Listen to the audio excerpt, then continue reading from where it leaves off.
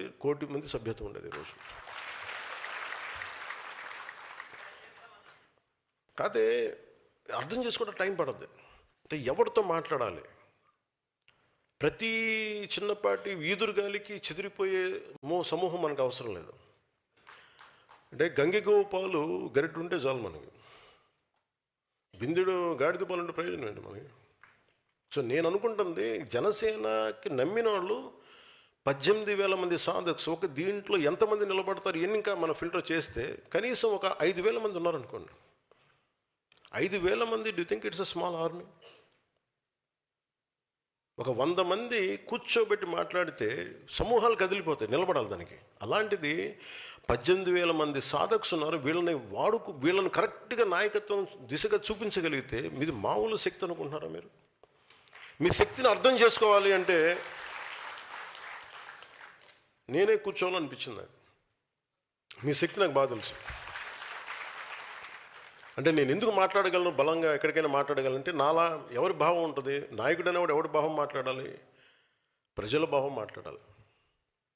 అంతేగాని కూర్చోబెట్టి కన్వీనియంట్గా ఓట్లు పడతాయి అనే భావాలు నేను మాట్లాడను. ఏది సరైందో అదే మాట్లాడతాను నేను. అది మన పార్టీకి సంబంధించిన సరే. సో అందుకని మిమ్మల్ని అర్థం చేసుకోవడానికి నేను ఎందుకు మిమ్మల్ని పెట్టాను సాధకులుగా, 700 మంది సభ్యుల్లో 600 మందిని మిమ్మల్ని ఎందుకే పెట్టామంటే, ఒక 10 సంవత్సరాలు మీరు గుర్తింపుకి నోచుకోవాలి, 12 సంవత్సరాలు కానీ మీరు పని చేసుకుంటూ వెళ్ళిపోయారు. సో మీకు గుర్తింపు లేకపోతే బాధ ఎలా ఉంటుంది మీకు బాగా తెలుసు.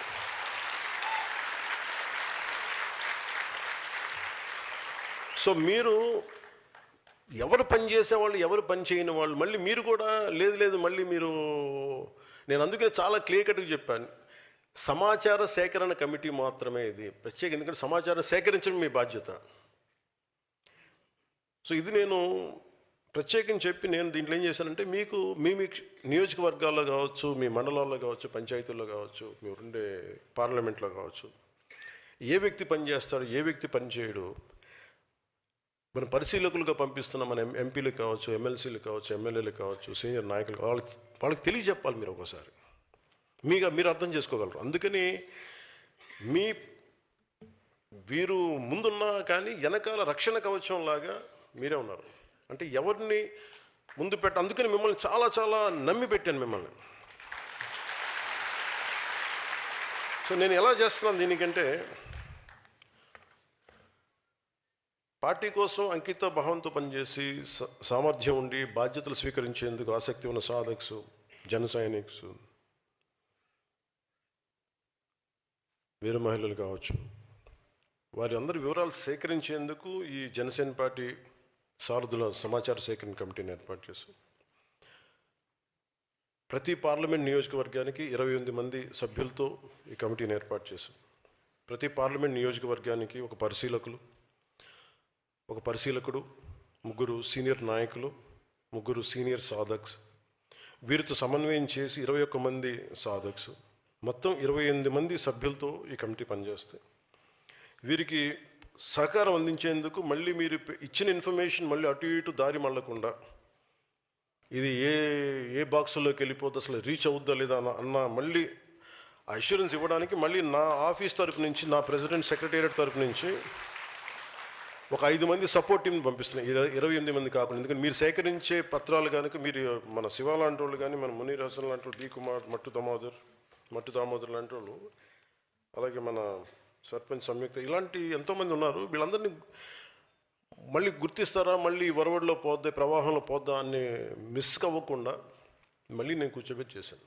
అది మళ్ళీ నా దగ్గరికి వచ్చేలాగా. ఎందుకంటే దీన్ని మళ్ళీ కూర్చోబెట్టి మిమ్మల్ని మళ్ళీ పిలిచి మళ్ళీ దాన్ని సార్టింగ్ అవుట్ కూడా మళ్ళీ మిమ్మల్ని పిలిపిస్తాను ప్రతి పార్లమెంట్కి కూడా. ఈ కమిటీల ప్రధాన బాధ్యత నాయకుల్ని ఎంపిక చేయడం కాదు, సమాచారాన్ని చాలా పారదర్శకంగా సేకరించడం మాత్రమే. ఇప్పుడు ఉదాహరణకి నేను శివ గారి పేరే తీసుకున్నా, తెనాలి శివనాగరాజు గారి పేరుని తీసుకున్నట్టు. ఈ పేరు నా దగ్గరికి ఎలా వస్తుంది అనుకుంటున్నారు? నా చెవులు ఎప్పుడు క్షేత్రస్థాయిలో పెట్టుంటాను, ఎవరు పనిచేస్తారు ఏం. సో నాకు అందుకు అనిపించింది. అందుకని నాకు చాలా పేర్లు ఉన్నాయి, అని అన్నీ చదవట్లేదు కానీ చాలా పేర్లు ఉన్నాయి. అంటే నేనేమన్నానంటే వాళ్ళు మనకు తెలియాలి కదా అన్న. సో వాళ్ళు అలాంటి వాళ్ళు మీరు గుర్తించగలరు మీలా కష్టపడ్డ వాళ్ళని. అందుకని మిమ్మల్ని